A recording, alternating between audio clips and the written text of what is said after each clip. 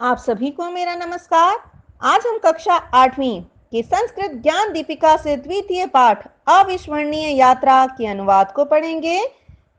पाठ को पढ़ाने से पहले शीर्षक का अर्थ आपको समझाती हूँ। बिना शीर्षक को समझे आप पाठ को नहीं समझ सकते। अविस्मरणीय का क्या अर्थ होता है? अविस्मरणीय का अर्थ होता है जिसे कभी हम भूल ना सके। यात्रा का अर्थ क्या होता है? यात्रा एक दूसरे से दूरी रखने वाले भौगोलिक स्थानों के बीच लोगों के आने जाने को यात्रा कहते हैं। यात्रा पैदल, साइकिल, वाहन, विमान, नाव या जलयान तथा अन्य साधनों के द्वारा किया जा सकता है। आप सभी भी अपने माता पिता के साथ अविस्मरणीय यात्रा किए होंगे। ऐसी यात्रा जिसे आप कभी भूल ना सके होंगे, आपको जिसमें बहुत अच्छा लगा होगा, ऐसी यादें जिन्हें आप भूल नहीं पा रहे हैं। तो इसी से जुड़ा हुआ हमारा यह द्वितीय पाठ है, अविस्मरणीय यात्रा। इस पाठ में निहारिका के माता पिता एवं भाई के बीच के वार्तालाप को दर्शाया गया है। तो चलिए हम पाठ का अनुवाद। निहारिका, अम्बे नमामि। निहारिका कहती है, माता नमस्कार।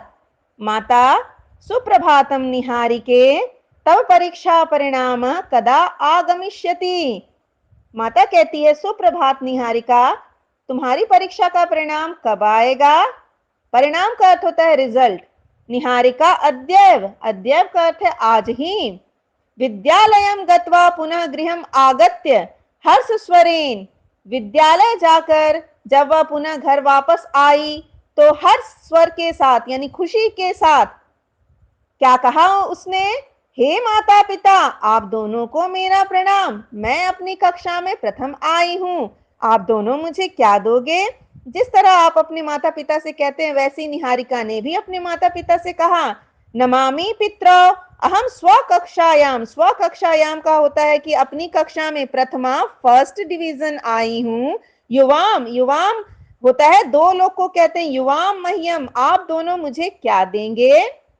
माता, अहम तुभ्यम बहूनि फलानि दास्यामि। माता कहती है, मैं तुम्हें बहुत से फल दूंगी। निहारिका, किम मिष्ठानम ना दास्यसि।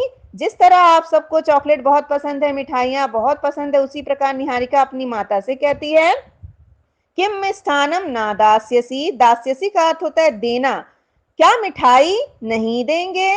माता, न ही तत्तु हानिकारक भवति। माता कहती है, नहीं, वह तो हानिकारक होता है। जनका, अहम तु त्वाम पर्वतीय स्थानम नेष्यामि। मैं तो तुम्हें पर्वतीय स्थल लेकर जाऊंगा। पर्वतीय स्थल यहाँ पर हिल स्टेशन को कहा गया। हिल स्टेशन तो जाना सभी को बहुत पसंद रहता है क्योंकि वहां का प्राकृतिक दृश्य बड़ा ही मनोरम होता है। निहारिका, कदा निस्यसि। निहारिका प्रश्न करती है, कब ले जाएंगे? जनका, ग्रीष्मावकाशे, तब ग्रीष्मावकाश कदा भविष्यति। पिता कहते हैं, गर्मी की छुट्टियों में। तुम्हारी गर्मी की छुट्टियां कब होगी? निहारिका, मई मासस्य मध्ये अस्माकम अवकाश भविष्यति। निहारिका कहती है कि मई महीने के मध्य में हमारी गर्मी की छुट्टियां होंगी। जनका, माधव, निहारिके, युवाम कुत्र गंतुम इक्षता। पिताजी कहते हैं कि हे माधव, निहारिका, तुम दोनों कहाँ जाना चाहते हो? माधव, आवाम कुल्लू मनाली नगरम गमिष्याव, परम तत्र वयम कुत्र स्थास्यामः। माधव कहता है कि हम दोनों तो कुल्लू मनाली जाना चाहते हैं, परंतु हम सब वहां कहाँ रहेंगे? माता, पुत्र, किमर्थम चिंत्यसि, तत्र बहवः यात्री निवासः सन्ति, कुत्रापि स्थास्यामः। माता कहती है, हे पुत्र, चिंता क्यों करते हो? वहां बहुत से यात्री घर हैं, हम कहीं भी रह लेंगे। निहारिका, वयम तत्र किम किम द्रक्ष्यामः। देखिए यहाँ पर निहारिका पुनः प्रश्न करती है अपने पिता से कि वहां पर हम क्या क्या देखेंगे। जनका, मनाली प्रदेशे बहूनि दर्शनीयानि स्थानानि सन्ति, किंतु वयम विशेष रूपेण हिडिंबा मंदिरम, वशिष्ठ स्नानागारम, रोहतांग दर्रम एव दृश्यामि। पिताजी कहते हैं कि मनाली प्रदेश में बहुत सारे दर्शनीय स्थल हैं, किंतु हम विशेष रूप से हिडिंबा मंदिर, वशिष्ठ स्नानागार और रोहतांग दर्र को देखेंगे। माधव फिर प्रश्न करता है कि हिडिंबा मंदिर से का विशेषता? माधव अपने पिता से पुनः यहाँ पर प्रश्न कर रहा है कि हिडिंबा मंदिर की विशेषता क्या है। जैसे आप बहुत जिज्ञासु रहते हो, अपने माता पिता से प्रश्न पूछते रहते हो, उसी प्रकार माधव भी यहाँ पर पूछ रहा है कि हिडिंबा मंदिर की विशेषता क्या है। पिता कहते हैं, पुत्र हिडिंबा कुल्लू प्रदेशस्य कुलदेवी तस्या नामना एव अस्य प्रदेशस्य नाम कुल्लू प्रदेश। पिताजी कहते हैं कि हे पुत्र, हिडिंबा कुल्लू प्रदेश की कुलदेवी है, उनके नाम पर ही उस प्रदेश का नाम कुल्लू प्रदेश रखा गया। क्या आप हिडिंबा देवी के मंदिर के विषय में कुछ जानते हैं? तो चलिए मैं आपको बताती हूँ। हिडिंबा देवी मंदिर हिमाचल प्रदेश के कुल्लू मनाली में स्थित है। यह एक प्राचीन गुफा मंदिर है जो हिडिंबा देवी को समर्पित है। हिडिंबा कौन थी यह तो आप जानते ही होंगे। यदि हम अपने भारत के इतिहास में जाते हैं तो हिडिंबा का वर्णन महाभारत में भीम की पत्नी के रूप में मिलता है। भीम को तो आप जानते होंगे, महाभारत का मुख्य पात्र भीम, पांडव पुत्र। देवदार वृक्षों से घिरे इस मंदिर की खूबसूरती बर्फबारी के बाद देखने को बनती है। तो चलिए अब आपको मैं वशिष्ठ स्नानागार के विषय में बताती हूँ। वशिष्ठ स्नानागार क्या है, इसकी क्या विशेषता है? वशिष्ठ स्नानागार ऋषि वशिष्ठ के नाम पर बनाया गया है। इसकी मुख्य विशेषता है यहाँ गर्म जल के प्राकृतिक स्रोत मिलते हैं।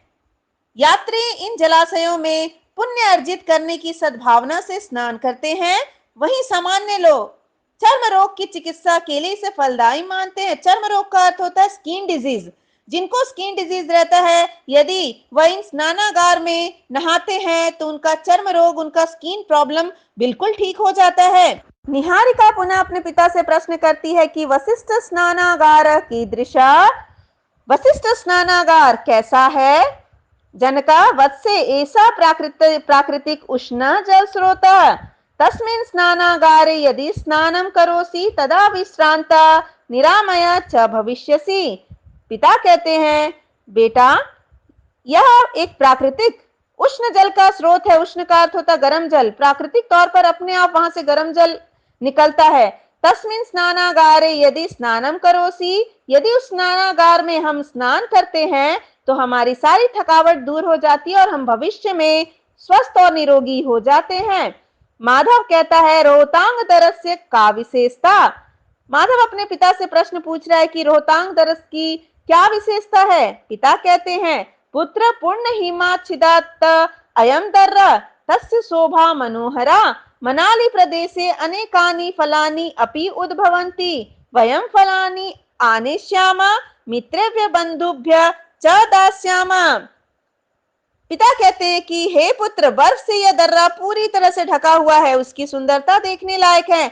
मनाली प्रदेश में अनेकों प्रकार के फल उत्पन्न होते हैं। हम सब वहां से फल लाएंगे, अपने मित्रों और परिवार के लोगों को भी देंगे।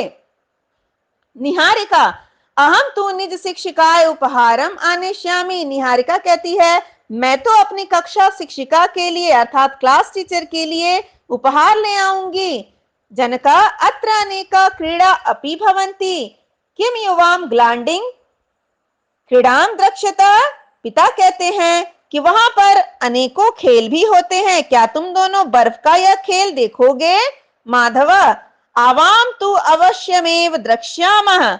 माधव कहता है कि हम दोनों तो अवश्य देखेंगे। जनका, एतत् निश्चितम यत् वयं सोमवासरे नववादने रेल यानेन प्रस्थानम करिष्यामः। जनक, पिता कहते हैं कि इस प्रकार निश्चय करके वे सब सोमवार को 9 बजे रेलगाड़ी से प्रस्थान किए यानी निकल गए वहां से। निहारिका, अहो अस्माकम इयम यात्रा तु अविस्मरणीया भविष्यति। अंत में निहारिका कहती है आश्चर्यपूर्वक, ओह, हम सब की यह यात्रा कभी नहीं भूलने वाली होगी। हमारे लिए यह यात्रा अविस्मरणीय रहेगी। यदि आपको मेरी यह वीडियो पसंद आई हो तो कृपया लाइक करें, सब्सक्राइब करें और कमेंट अवश्य लिखें।